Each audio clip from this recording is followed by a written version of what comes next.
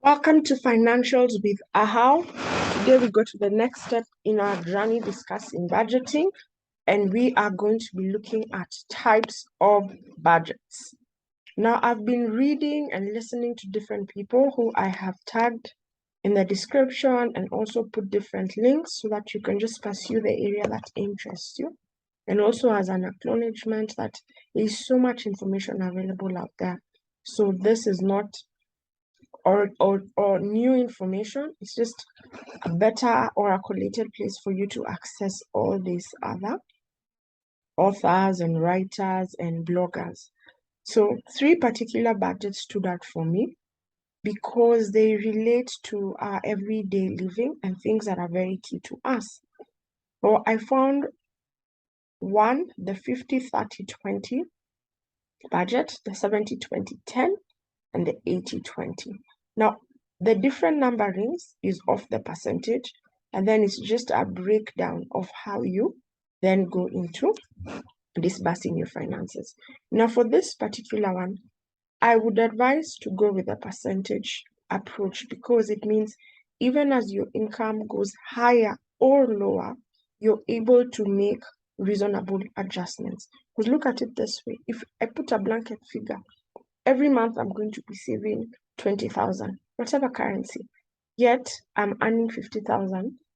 I haven't really looked through everything else to see in the grand scheme of things, how does this work out? But over time, maybe I'm an early starter in my career, so I feel like this is quite a big way and I want to maintain it. But as I advance, I get salary rises, I get benefits here and there. Maybe I go into business, maybe I'm in a marriage, I collect finances, so there's more. And I still want to give the same amount I was giving 10 years ago, you know?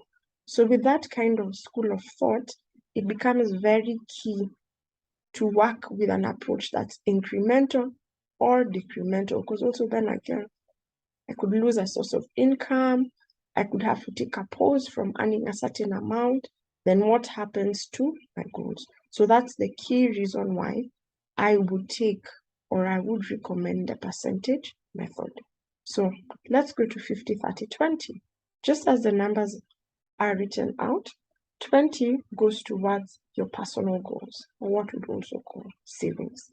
30 goes towards your wants, and 50 goes towards your needs. I know you'd ask, why is it divided in this particular way? This would tend to be done by someone who may have already certain core needs that they need to spend on that take a big chunk of their budget. So for that reason, they automatically realize they have to spend 50% on that. 30 becomes wants, and I know you're wondering what's the difference between needs and wants. It's important to separate those two because when the tarmac hits the roads and you need to find the places where your money is going, you need to know, where am I really spending? What are the core things that I need to spend on? And what are the things that I can do away with or readjust? The next one is a 70-20-10. Now, this is even a higher amount of spending on the needs. Principally, this would be a budget maybe used by a family, a fairly growing family, maybe more children in school, and things like that. So their needs are very core because there's education, there's meals, there's clothing. So then you find they're saving slightly, they're spending more, saving slightly less, and things like that.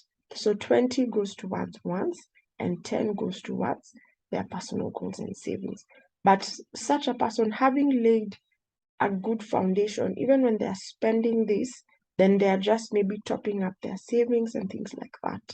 And the other one is the 80-20, also called the pay yourself first. So this one goes straight up 80% on everyday things that you're doing. Everything is mixed together or commingled, a word I came across as I studied. Then 20% goes into your savings. And as you do the 20% into savings and maybe an allocated amount of 10% or something goes distinctly into retirement.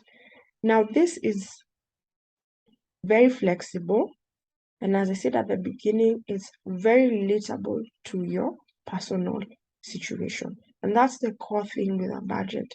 It's not to look at and say, I must do the 50-30-20. I must do the 70-20-10. I must do the 80-20. No, it's to look at your goals, to look at what are you trying to achieve, hinging off that and then determining which budget works best for you. And I'll say it in brief and you'll hear it in one of the speakers below. One of the best places to start off as you determine which budget to use is to know how much do you really spend. I've done this challenge before and it's amazing when I see where every coin goes to. I'm able to really think through and realize what works well for me. So for instance, I ended up curating my own budget templates, my own ideas. And from that, I was able to grow. So like every month when I'm planning, I personally would work off one. For me, my faith is key.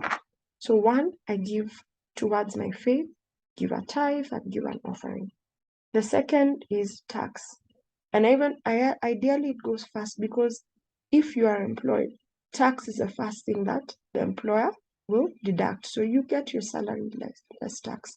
If you're in business, of course, it's a bit different. You declare your tax and then you make arrangements to pay it. But just bearing that in mind, then the next thing I go into is savings. Then after that, I go into expenditure. Of the three approaches, which one works for me? For a time, I've been working on the 80-20, but I know that I want to get to a more aggressive place in the season. So I want to shift to a budget that's allowing me to put more aside. So those are just some ideas of my experience. I know you can probably find where you fit, keep doing your research, and be able to place yourself. Thank you so much for listening. There is more in the description box. Talk to you again soon. It's a how.